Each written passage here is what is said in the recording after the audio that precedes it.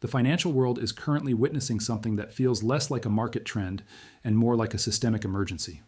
Silver has just surged past the $91 per ounce mark, but it is not the number itself that should have your attention. It is the sheer violence and velocity of the move. When a commodity moves this fast, the traditional infrastructure of the market begins to buckle under the pressure. We are no longer talking about a slow, predictable climb in value. We are talking about a vertical sprint that has caught the biggest institutions on the planet off guard.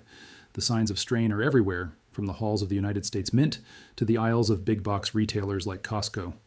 If you have been watching the precious metals market for years, you know that silver is often the quietest asset in the room, until it isn't. Right now, it is screaming. The most immediate red flag comes from the US Mint. In a move that sent shockwaves through the numismatic community, they recently paused parts of their silver lineup. The official explanation often leans toward administrative adjustments, but the reality is much simpler and more telling. Silver is moving faster than their ability to price it. When a government entity has to stop selling a product because the cost of the raw material is outrunning their internal pricing spreadsheets, you aren't looking at a normal market. You are looking at a repricing event. The pipeline is reacting to a reality where the paper price of silver and the physical cost of acquiring it are drifting further apart. This disconnect is the heartbeat of the current crisis.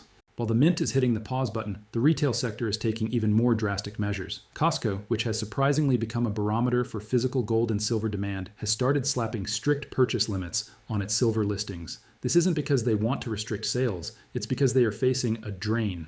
When a massive logistical machine like Costco cannot replenish its stock fast enough to meet demand, it tells you that the smart money is no longer the only group buying.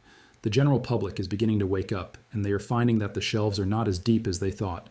In a physical market, out-of-stock notices and shipping delays are the true indicators of value, far more than a flickering number on a digital ticker. To understand why this move is so different, we have to look at the futures market. Typically, when a rally gets too heated, the exchanges have a cold shower mechanism, margin requirements. Margin is the collateral a trader must put up to hold a position. This week, the rules changed. Margins were adjusted to scale automatically with the price. In theory, as silver goes up, it becomes exponentially more expensive to stay in the trade, which usually forces speculators to sell and cools the market down. But here's the anomaly. They raised the costs, they increased the friction, and silver kept climbing anyway. When a market ignores a margin hike, it suggests that the buyers aren't just speculators playing with paper. They are entities that either desperately need the metal or believe the upside is so massive that the increased cost of collateral is irrelevant. This brings us to a critical divergence that every investor needs to monitor, the East-West price split. For a long time, Western markets set the price of silver through paper contracts, but recently, major markets in the East have been paying significantly higher premiums for physical delivery. This isn't just a minor arbitrage opportunity, it is a vacuum. Physical metal naturally flows toward the highest bidder. If one side of the world is willing to pay $5 or $10 over the spot price for immediate delivery, the cheaper inventory in the West will eventually be drained. This is a fundamental pathway to $100 silver that doesn't require a miracle or a meme stock rally. It is simply the mechanics of supply and demand playing out on a global stage. The cheap metal is leaving the building, and once it's gone, the paper price will have no choice but to teleport higher to match reality. We also have to address the psychological shift happening right now. Silver is often viewed as the poor man's gold, but when gold and silver rise in tandem with this kind of urgency, it stops being a simple commodity trade. It becomes a monetary event. It is a signal that confidence is leaking out of the traditional financial system. People aren't buying silver because they expect a 10% return. They are buying it because they are losing faith in the purchasing power of the currencies they hold. One of the most reliable ways to measure this is the gold to silver ratio. As silver begins to outperform gold, that ratio compresses. Historically, when that ratio collapses, it triggers a wave of panic buying from people who realize they are late to the party. If you are looking at your screen right now wondering if you should jump in, you need to ask yourself a very serious question. Are you positioned for a chart, or are you positioned for a market that might not deliver? These are two entirely different scenarios. In a chart-based market, you can buy and sell with the click of a button. In a delivery-based market, your paper silver is only as good as the institution's ability to actually hand you the metal. We are seeing widening spreads, higher premiums, and longer shipping windows. This is the market's way of protecting itself from a stampede.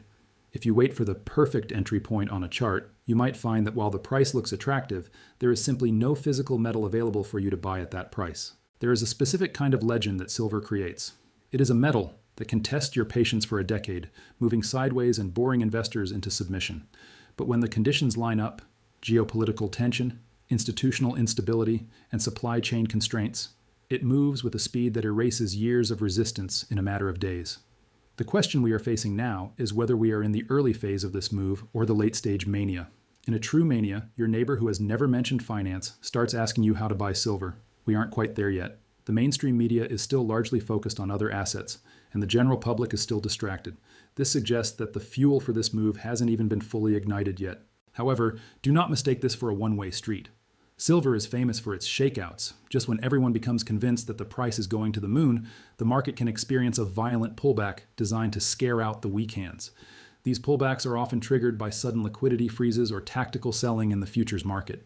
But here's the key. A pause or a pullback does not mean the trend is over. In many cases, it is simply the market consolidating before the next leg up. The people who win in silver are the ones who understand the difference between volatility and direction.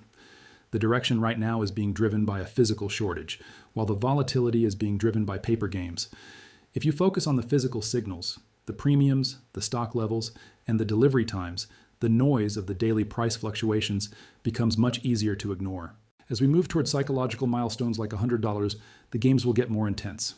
Round numbers act like magnets. They pull the price toward them, but they also act as battlegrounds.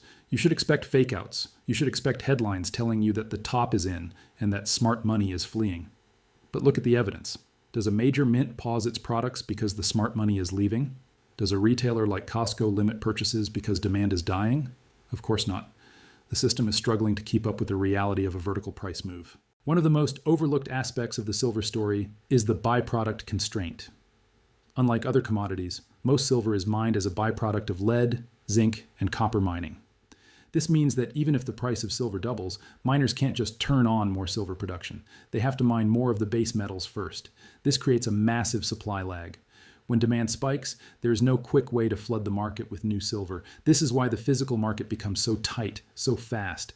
We are watching a slow-motion car crash in the supply chain, and the $91 price tag is just the first warning siren. For those of you who have been holding through the lean years, this moment feels like a vindication. But it is also a time for extreme clarity. Adrenaline is a dangerous thing in a fast market. It makes people do reckless things like chasing a vertical candle or over-leveraging their positions. The goal isn't just to watch the price go up, the goal is to be organized. You need to know what you own, where it is, and what your exit plan is before the chaos reaches its peak. This move is about more than just a profit margin. It's about a fundamental repricing of risk in the global economy. If silver hits $100 in the West, it will change the narrative forever. It will no longer be a niche investment for gold bugs and preppers. It will become a headline story that every pension fund and institutional investor has to address. That is when the true supply squeeze begins. Imagine a scenario where the world's largest investment funds all decide they need a 1% allocation in physical silver. There isn't enough silver on the planet to accommodate that kind of shift at current prices. The price discovery wouldn't happen at $100.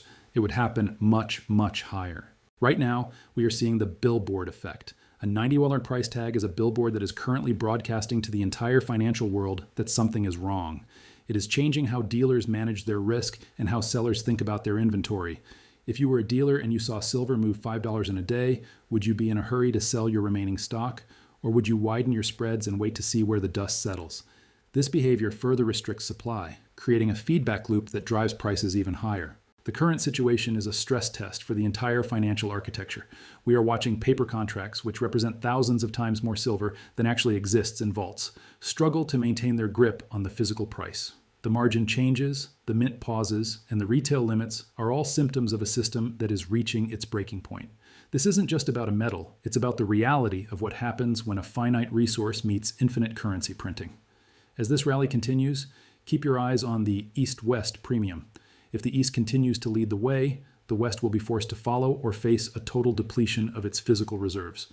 Watch the delivery statistics on the major exchanges. If the number of people demanding physical delivery instead of a cash settlement starts to rise, that is the game over signal for the paper shorts. In conclusion, we are in the midst of a historic event. Whether this is the beginning of a permanent repricing or a temporary spike that will lead to a violent correction, the fundamental reality remains. The physical market is tighter than it has been in decades. Systems are failing to keep up, and the public is only just beginning to pay attention.